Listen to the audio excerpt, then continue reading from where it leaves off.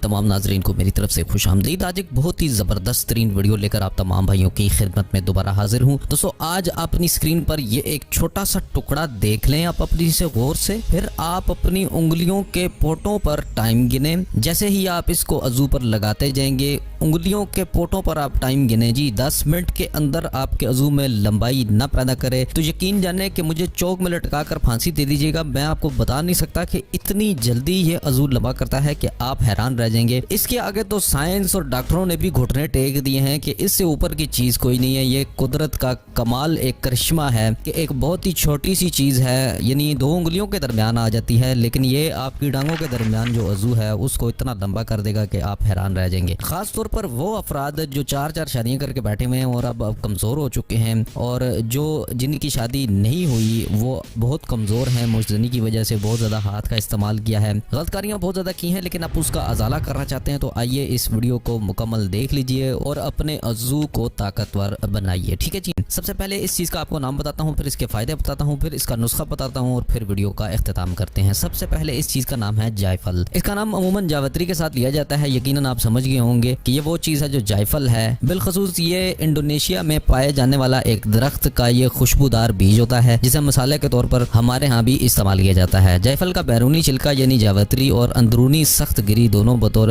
दवा और गज़ा इस्तेमाल होते हैं। इसकी तासीर नहायत गर्म होती है, तहरीक दिलाने वाली होती है और ताकत फराहम करने वाली होती है। ठीक है जी, ये हो गए इसके आम फायदे। आप चलते हैं नुस्खे की जानिब। आप अपने क्या करना है कि ये जो जायफल आपने ली होगी, आपने क्या करना है कि एक दाना जायफल का आपने इसको अच्छे तरीके से कूट लेना है। हम दस्ते के अंदर इतना कूटें कि ये बारीक मिसले सुरमा हो जाए। फिर आपने क्या करना है कि चम्मच लेनी है एक, ठीक है, एक चम्मच की मदद से इसकी चम्मच की उल्टी साइड, जिस साइड से हम खाते हैं वो साइड नहीं, उल्टी साइड से आपने इसको थोड़ा सा उठाकर अपने तिलों के तेल के अंदर डाल देना है और फिर तिलों के तेल को चूल्हे पर चढ़ा देना है। थोड़ा सा 1 चम्मच की मिकदार में तिलों का तेल ले लें और चम्मच की उल्टी साइड से जितना उठता है आप इसको उठाकर आपने डाल देना है और फिर खूब इसको पकाना है यहाँ तक कि ये जायफल जल कर काली हो जाए जो इसमें डाली होगी। फिर आपने इस तेल को छान कर अपने अज़ू पर लगाना है। कोशिश ये कीजिए कि ज़्यादा जायफल नहीं डालिएगा क्योंकि फिर आपको जलन महसूस होगी, तो लिहाजा जलन से बचने के लिए आपने इसका थोड़ा सा इस्तेमाल करना है और ये तेल की मालिश अपने अज़ू पर करनी है। बस ये जितने भी नकाइस हैं आपके अज़ू में, कमज़ोरी है, रगें पट्टे बंद हुए पड़े हैं, लंबाई नहीं हो रही, सख्ती नहीं आ रही, यकीन जाने कि इस नुस्खे को इस्तेमाल करके अगर एक हिजड़ा भी अगर इसको इस्तेमाल कर लेगा तो उसका अज़ू भी मर्दों की तरह सख्त और तवाना हो जाएगा, बहुत ही ज़बरदस्त ताकत दे देगा इसको। तो मर्दों का क्या हाल होगा फिर आप खुद ही सोच सकते हैं। तो ये थी आज की वीडियो। उम्मीद रखते हैं वीडियो पसंद आई होगी। अगर वीडियो अच्छी लगी है चैनल को सब्सक्राइब कीजिए, वीडियो को लाइक कमेंट और शेयर जरूर कीजिएगा। अपना बहुत सारा ख्याल रखिएगा। मैं मिलता हूँ आपसे कल इसी तरह के किसी अच्छे और बेहतरीन नुस्खे के साथ। दुआ में याद रखिएगा। अल्लाह हाफिज़।